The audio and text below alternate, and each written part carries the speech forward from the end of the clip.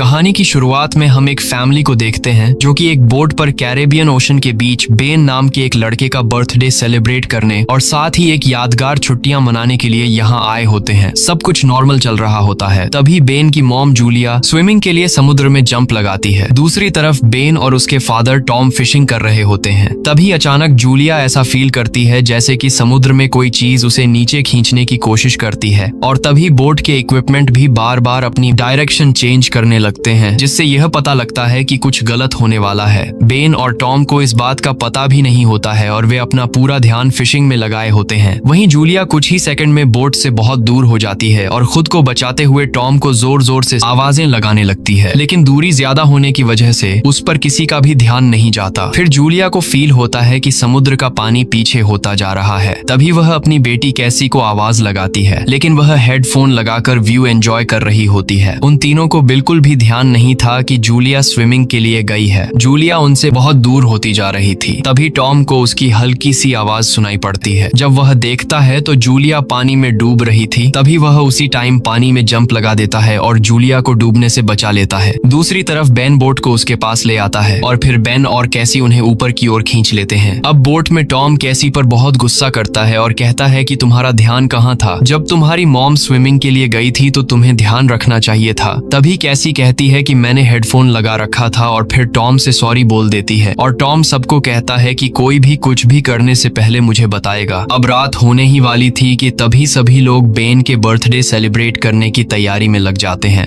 रात में birthday celebrate करने के बाद कैसी अपने बॉयफ्रेंड से वीडियो कॉल पर बात कर रही होती है। तभी वह बताती है कि वे सब लोग यहाँ बहुत एंजॉय कर रहे। उसका बॉयफ्रेंड उसे कहता है कि तुम सबको वहाँ से आ जाना चाहिए क्योंकि यहाँ न्यूज में बता रहे हैं कि वहाँ कुछ बहुत खतरनाक होने वाला है जो किसी ने सोचा नहीं होगा। तभी कैसी देखती है कि उनके पूरे शहर में बहुत तेज तूफान आ रहा है और यह देखकर वह थोड़ा घबरा जाती है। तभी अचानक उनका कनेक्शन कट हो जाता है। फिर कैसी यह बात अपने मॉम डैड को बताती है कि उन्हें बोट की सेफ्टी चेक करनी चाहिए और तभी वे देखते हैं कि उनकी बोट के आसपास व्हेल फिश मंडरा रही है जबकि यहाँ कोई फिश नहीं रहती और फिर वे लोग समझ जाते हैं कि शार्क फिश एक भयानक तूफान का इशारा दे रही है। अब वे लोग यहाँ बुरी तरह से फंस जाते हैं क्योंकि तूफान से पहले उन्हें व्हेल फिश से निपटना होगा। तभी उनकी बोट को अचानक से एक बड़ा झटका लगता है जिससे वे लोग घबरा जाते हैं और बोट वहीं रुक जाती है। टॉम समझ जाता है कि बोट किसी बड़ी चीज से टकरा गई है। तभी टॉम चेक करने के लिए पानी में जंप लगा देता है और नीचे जाकर देखता है कि बोट में एक बड़ा डेंट आ चुका है। जब टॉम वापस ऊपर की ओर आ रहा था तो उसके शोल्डर पर गहरी चोट लग जाती है। ये देखकर लगता है कि किसी ने उसके शोल्डर को काटा है और ऊपर आने के बाद जूलिया उसके जख्मों पर पट्टी बांधने लगती है। यहाँ टॉम सबको बताता है कि व्हेल के टकराने से बोट का इंजन खराब हो गया है और अब हम लोग आगे नहीं जा सकते। ऐसे में वे लोग समुद्र के बीच फंस जाते हैं। तभी टॉम मदद के लिए कॉल करने की कोशिश करता है लेकिन सिग्नल की वजह से कॉल नहीं लग पाता। तभी टॉम खाने का सामान चेक करता है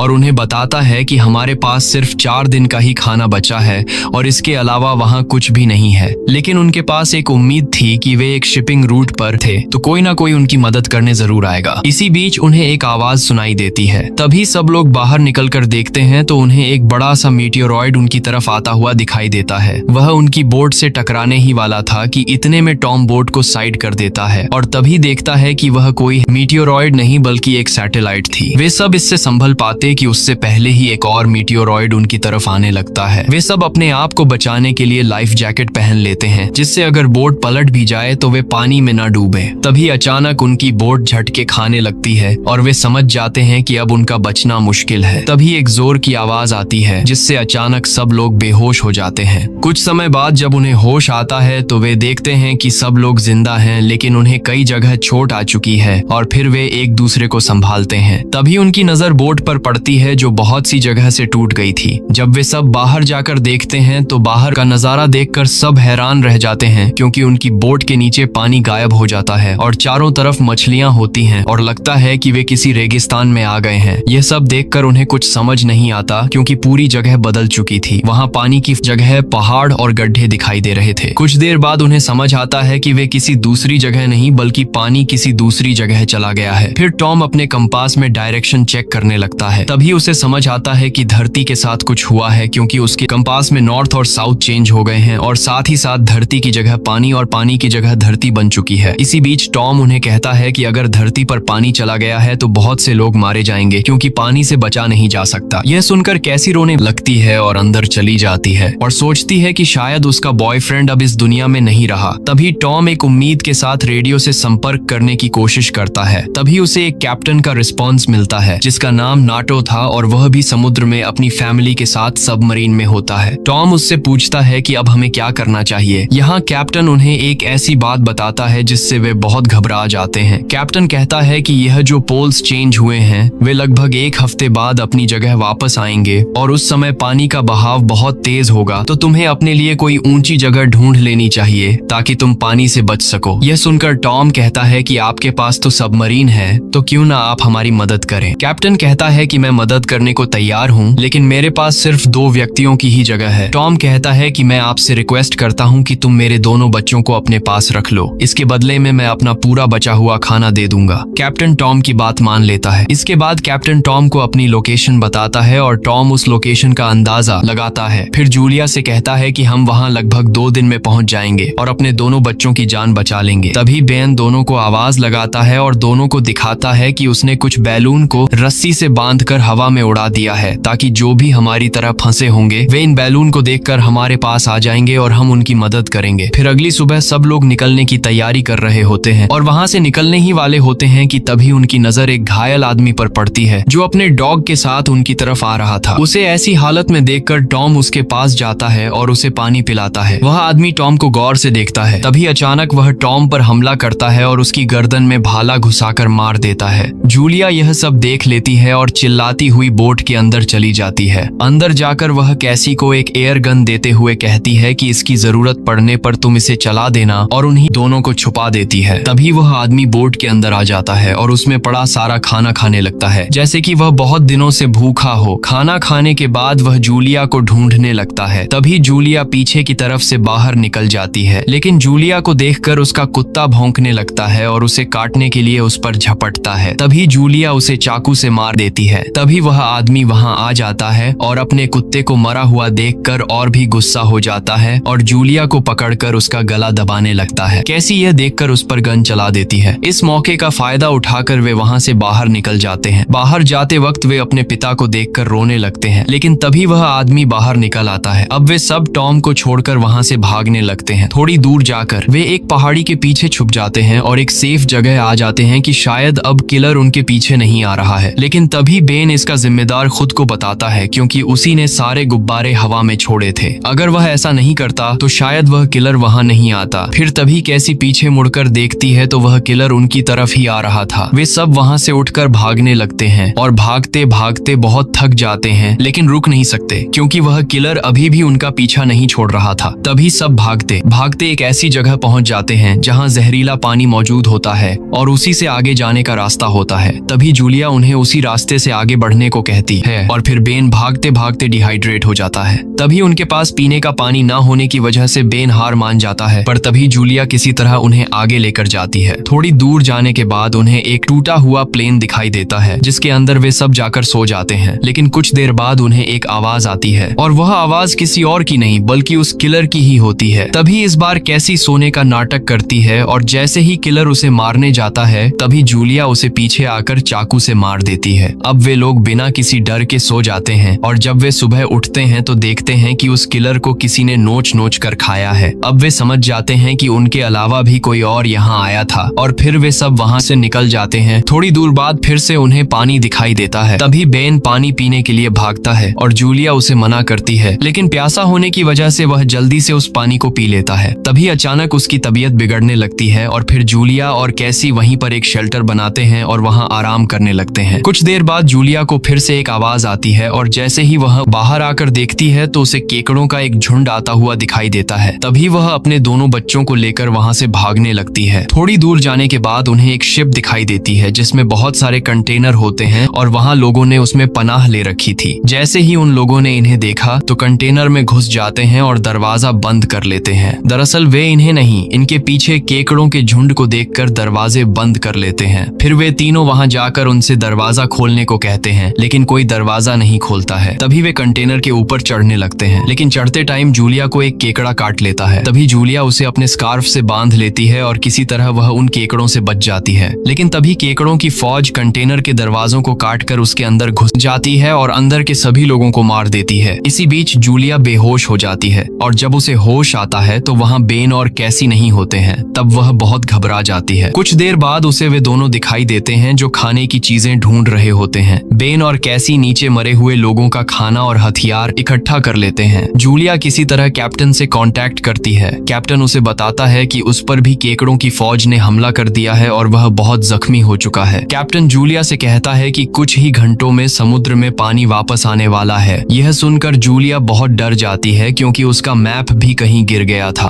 और अब कैप्टन के पास पहुंचने का कोई और रास्ता नहीं बचता। तभी कैसी सोचती है कि अगर हम कैप्टन के पास पहुंच भी गए तो उनके पास केवल 2 ही लोगों की जगह है। अगर हम दोनों बच गए तो हमारी माँ नहीं बच पाएगी। तभी जूलिया उसे कहती है कि यह सब हम बाद में डिसाइड करेंगे, अभी यह सब मत सोचो। तभी कैप्टन आसमान में फ्लेयर गन चलाता है और बेन की नजर उस पर पड़ जाती है। तभी सब लोग उस दिशा की ओर बढ़ने लगते हैं। थोड़ी दूर जाने पर उन्हें एक ऊंची पहाड़ी दिखाई देती है और जैसे ही वे उसके पास जाते हैं वहाँ लैंडस्लाइड होने लगती है और जूलिया एक पत्थर में फंस जाती है। कैसी उसे कहती है कि मैं तुम्हारे बिना नहीं जाऊंगी, लेकिन जूलिया उसे कसम देकर वहाँ से भेज देती है। जब वे दोनों कैप्टन के पास पहुंच जाते हैं तो कैप्टन कहता है कि मैं बहुत जख्मी हूँ और मैं किसी भी तरह अपनी जान नहीं बचा सकता, तो तुम तीनों सबमरीन में बैठ सकते हो। तभी कैसी वहाँ से भागती है और जल्दी से जूलिया के पास आती है। वहाँ जूलिया बहुत सारे केकड़ों से लड़ रही होती है। तभी कैसी उसे वहाँ से किसी तरह बचा कर ले जाती है। फिर केकड़े भी उनके पीछे पीछे आ रहे होते। फिर वे दोनों ऊपर चढ़कर केकड़ों को मारने लगते हैं और जल्दी से सबमरीन में बैठ जाते हैं। तभी एक बहुत बड़ी सी लहर उन्हें अपनी तरफ आती हुई दिखाई देती है, जिसकी ऊंचाई लगभग 100 मीटर थी और दिखने में बहुत भयानक लग रही थी। तभी वह लहर उनकी सबमरीन से टकराती है और सब लोग बेहोश हो जाते हैं। जब उनकी आंखें खुलती हैं तो वे अपने आप को एक शहर में पाते हैं। लहर के टकराने से सबमरीन पानी से बाहर आ जाती है और उन लोगों की जान बच जाती है। इसी के साथ ये कहानी यहीं पर खत्म हो जाती है। तो दोस्तों, अगर आपको ये स्टोरी अच्छी लगी तो वीडियो को लाइक और चैनल को सब्सक्राइब करना ना भूलें। तो मिलते हैं नेक्स्ट वीडियो में। फिलहाल के लिए बाय।